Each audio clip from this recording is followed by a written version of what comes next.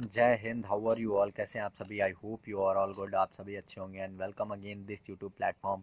आप सभी का स्वागत है इस यूट्यूब चैनल पर। और इसी सीरीज़ में आज हम बात करेंगे सर सीवी रमन की।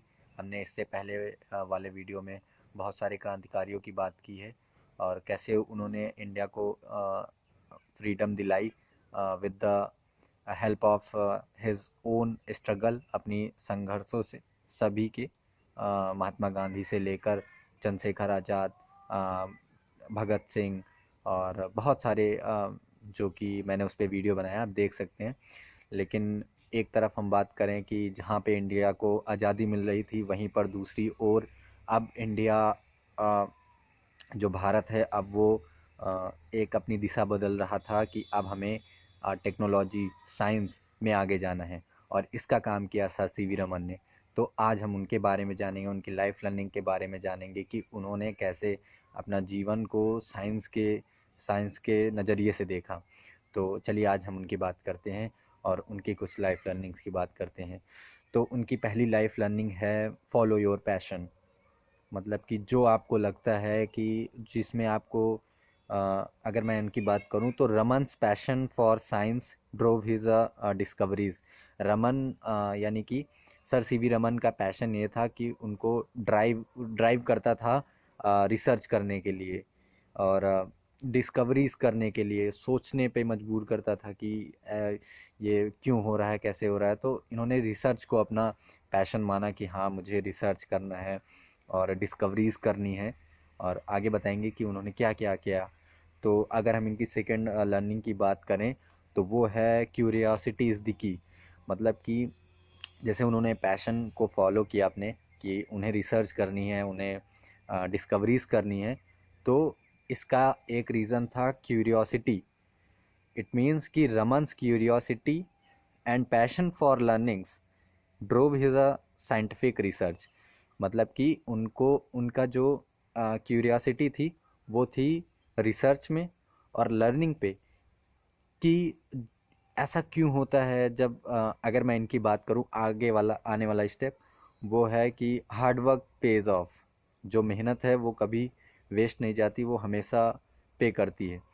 तो उसके आगे बात करेंगे इसमें। लेकिन इन्होंने क्यूरियोसिटी को अपने हमेशा क्यूरियोसिटी पर जोर दिया।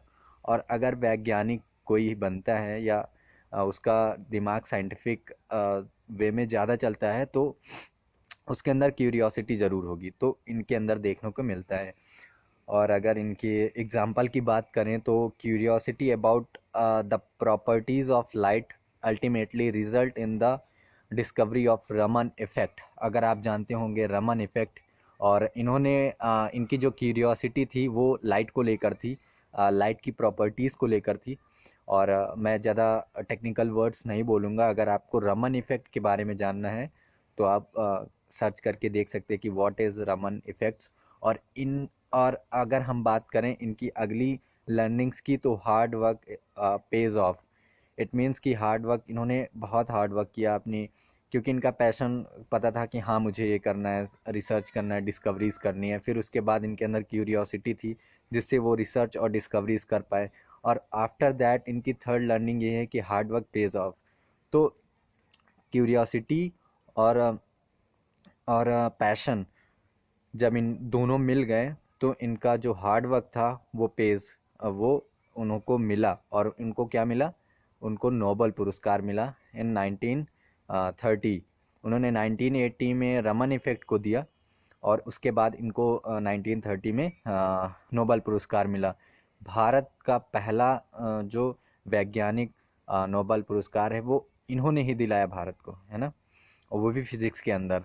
तो यहाँ से जब 1930 में इनको नोबल पुरस्कार मिला तो एक भारत में एक नया अध्याय जुड़ गया भारत में, कि हाँ, अब इंडिया को ग्रोथ मिलेगी साइंटिफिक वे में भी, कि रिसर्च में, डिस्कवरीज में, है ना, टेक्नोलॉजी में। तो हार्ड वर्क पेज ऑफ। और है इम्पॉर्ट। और फिर इसके बाद इनकी फोर्थ लर्निंग है फैमिली सपोर्ट, है ना, इम्पोर्टेंस ऑफ फैमिली सपोर्ट।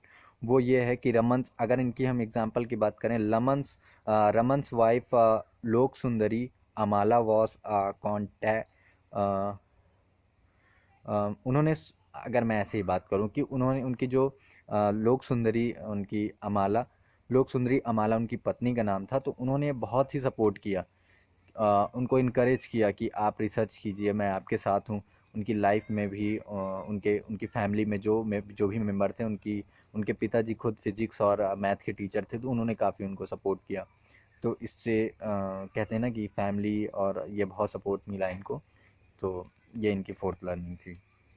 तो आई होप बहुत कुछ जाना होगा इनके बारे में, और इनके बारे में और कुछ जानना है तो रमन इफ़ेक्ट को ज़रूर पढ़िएगा। तो थैंक यू एवरीवन।